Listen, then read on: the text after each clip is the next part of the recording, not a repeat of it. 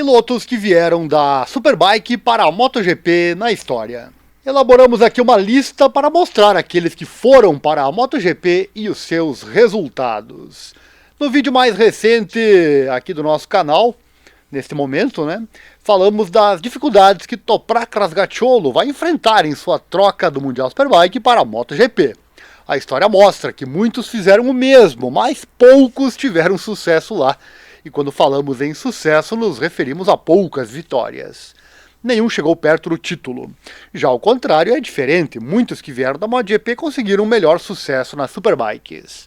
Trazemos aqui uma lista daqueles que fizeram a jornada do primeiro caso, Superbike para a MotoGP, e seus resultados.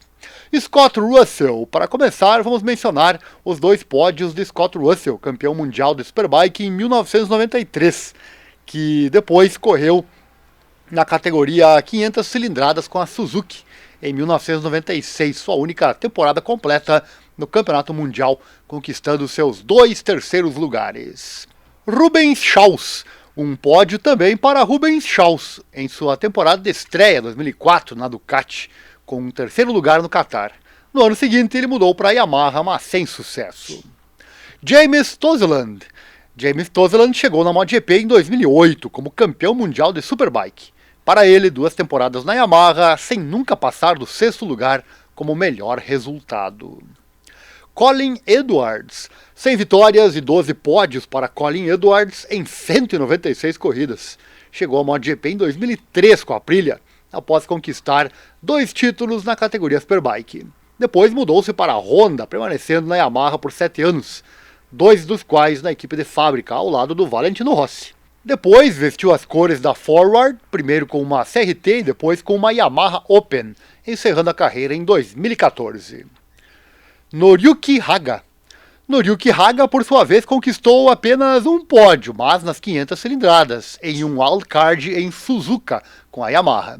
Correu uma temporada completa na categoria meio litro em 2011, sem grande satisfação, assim como em 2003 com a Aprilia. Shane Byrne. Shane Byrne competiu no Campeonato Mundial de 2004 a 2005 e não conseguiu nem um único pódio, primeiro com a Aprilia e depois com a Proton KR de Kenny Roberts. Loris Bass. Não podemos esquecer do Loris Bass, que chegou na MotoGP em 2015, na época das motos Open, com a Yamaha, da equipe Forward. O único ponto alto da sua estreia foi um 4º lugar em Misano, resultado que ele repetiu no ano seguinte na Ducati da equipe Avintia, em uma temporada marcada por abandonos e lesões. Mais um ano, e então o francês retornou à Superbike. Troy Bayliss. Troy Bayliss, tricampeão mundial de Superbike. O australiano mudou-se para a MotoGP em 2003 com a Ducati da equipe de fábrica e não correu mal. Foram 3 pódios e 6º lugar no final do ano. O segundo ano com a moto vermelha foi mais difícil, com apenas um pódio e vários abandonos, também devido a uma moto errada, e ele mudou para a Honda. Os resultados não vieram. Às 6 GPs do fim da temporada, ele quebrou o pulso em um treino e decidiu retornar à Superbike e voltou a vencer. Sua única vitória na MotoGP veio no famoso GP de Valência em 2006, como o wildcard. Ben Spies. Uma vitória com Ben Spies. O texano estreou na Superbike vencendo o Campeonato Mundial em 2009 com a sua Yamaha, sem sequer conhecer as pistas. O suficiente para promovê-lo à MotoGP com a Tech 3. Ele já havia conquistado 3 wildcards com a Suzuki em 2008, com um belo 6º lugar em Indianápolis. O primeiro ano correu bem, alguns pódios e muitas boas colocações. No segundo ano, ainda na Yamaha, mas na equipe de fábrica, ele melhorou e venceu sua primeira corrida. 2012 foi um pesadelo entre lesões e panes na moto. A mais grave foi no ombro, que no ano seguinte, quando mudou para a Ducati Pramac, o forçou a se aposentar, com sucesso em Assen em 2011 e 6 pódios no total. Cal Crutchlow. A carreira de Cal Crutchlow na MotoGP, atual piloto de testes da Yamaha, é muito mais longa. Campeão mundial de Super Sport em 2009, depois de um ano em Superbike, ele chegou ao Campeonato Mundial em 2011. Após um ano de aprendizado na Yamaha Tech 3, ele começou a somar pódios, até convencer a Ducati a querê-lo na equipe de fábrica. Uma experiência fracassada, que durou apenas uma temporada. De 2015 ele correu para a Honda até 2020. Nos últimos 2 anos ele correu pela Yamaha, substituindo Franco Morbidelli, que se lesionou em 2021, e substituindo Dovizioso, que se aposentou no meio da temporada passada. Carl era amado por todo o paddock, mas em 11 temporadas completas ele conseguiu apenas 3 vitórias e 19 pódios. Chris Vermeulen, outro piloto vitorioso nas 2 categorias vindo da Superbike, foi o Chris Vermeulen. Na MotoGP, o australiano associou seu nome ao da Suzuki, correndo com a moto japonesa de 2006 a 2009.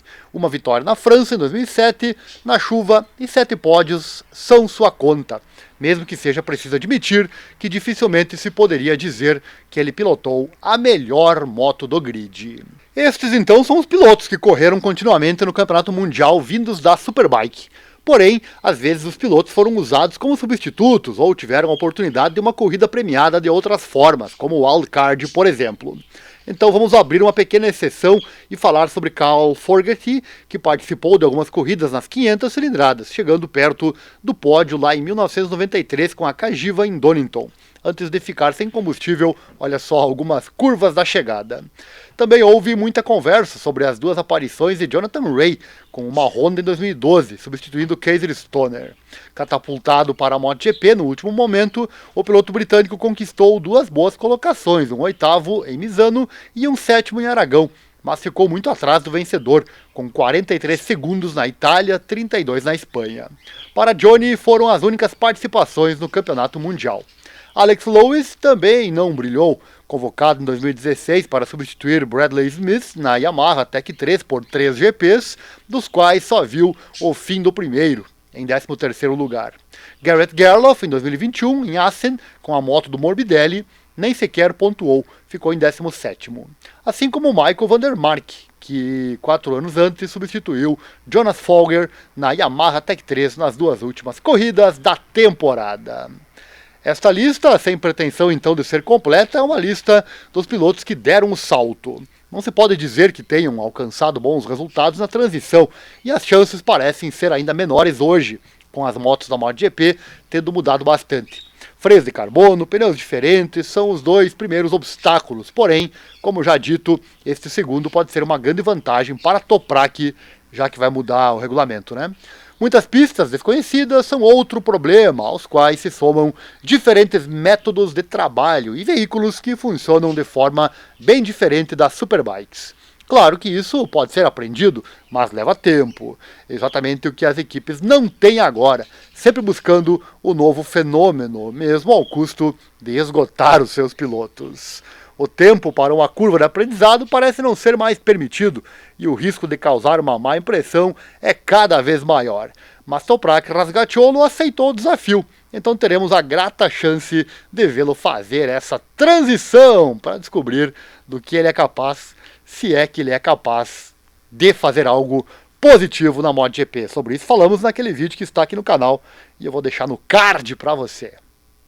Você acabou de assistir uma informação que te interessou com certeza, agora aqui na descrição tem um vídeo, é o vídeo 1, acesse ele, assista, eu prometo que eu vou mudar a tua vida financeira de forma positiva, para sempre. Assista lá o vídeo, se você gostar daquilo que eu falo nesse vídeo, entre em contato comigo, meu contato também está aqui na descrição. Repito, eu mudo para sempre a tua vida financeira de forma positiva, eu prometo. E aqui no canal, o de sempre, deixa o like, se inscreva, compartilhe com os amigos, assim o canal cresce e você ganha mais conteúdo. Visite também nossos demais canais aqui no YouTube, que você verá agora na sequência. Um abraço e até logo!